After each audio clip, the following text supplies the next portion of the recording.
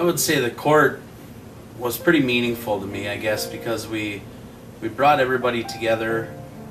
You know, we had all went to school together. We were all good friends, and then we built this court and actually got a lot closer than what we were before. The court really works for me and what I picture as my youth and my friendship with my friends. The basketball court works as a time capsule. You know, it really captures what we all went through, what we all had. And so when you think of the court, and then if you talk about it and you dwell on it, it seems to encompass, at least for us guys that played there, it encompasses so much more. You know, it brings in all that went along with it, which was our lives then. So to me, you know, that was our youth. That was our greatest time of our lives, so to speak. So it was a lot of fun. A lot of memories I have of the court and of the people from that. I mean, it was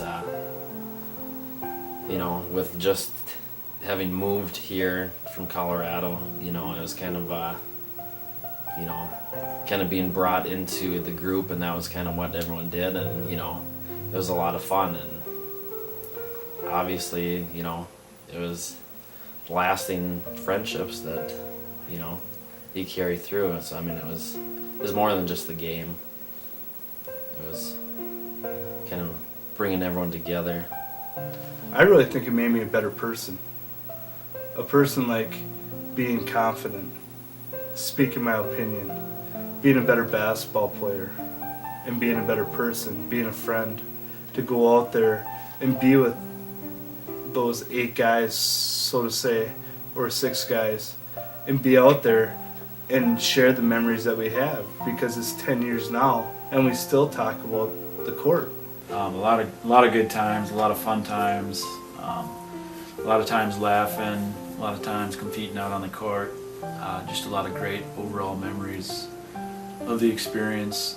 Definitely something that was well worth kind of the effort that everybody put into it. Obviously, some people put more effort into it than others, as far as, you know, actually doing the building of it and things like that. But you know, as an overall thing, you know, with all the hours that we actually put into it and spent out there, definitely a great experience.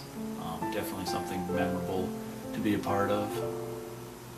You know, I consider myself a pretty lucky human being to know such great people like, you know, Mike Tim, Rob Sneller, Sean Brobold, you know, even the youngins like Tony Mensink and Kevin Tim and Jake Marcotte, and just the times that we used to spend out there out at the Olive Garden were, you know, at the time we took it for granted, because when we were in high school we'd think that, you know, that kind of time would last forever.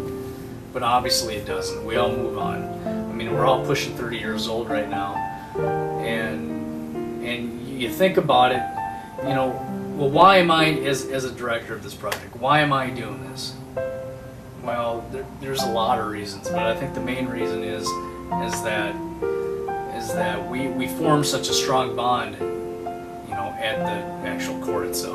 You know, it just wasn't from high school or us guys watching a basketball game while we're in high school, or taking trips to the Twin Cities. I think the Olive Garden was probably 95% of it, what solidified some of the long-lasting relationships have. And it's not just the guys that have participated in this project that have said it, it's actually the parents that had said it too. I've had Rob's parents come to me and say, you know, it's amazing that you guys have stuck together, you know, this long, you know, because people after they get down to the high school and even college, I mean, they barely, you know, sit back and you know kick back a few beers or hang out like you guys do, and I think that's why I'm making this project, because it means a lot to me to spend all that time out there, whether it be at the Olive Garden or doing our road trips or going to abandoned places or doing whatever.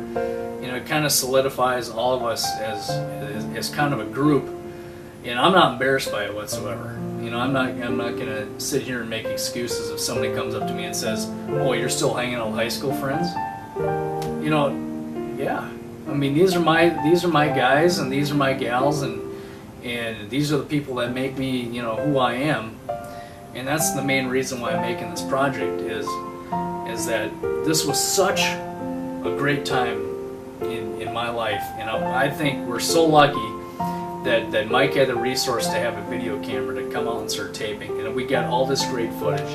And I just kind of took that, I took Mike's inspiration, I kind of carried it to the next level a little bit. And we're 10 plus years down the road, and we're making something out of this. And you know, hopefully someday, as we get a little bit older, we can show our own children, the next generation, about what their parents used to do back in the day. And they had tons of fun. We can kind of pass that along. And I was just thinking about this the other day, and it's kind of a reflection. You know, when our kids get older, you know, let's make a court for those guys.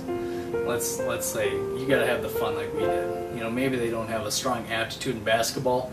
Maybe we can instill that in them, but we can make a court for them, and they can do whatever they want. And you know, I can see me doing that, you know, myself, where I have my kids out there with his friends, and I can videotape all that stuff, and it's just something to pass on from generation to generation, and it starts here. And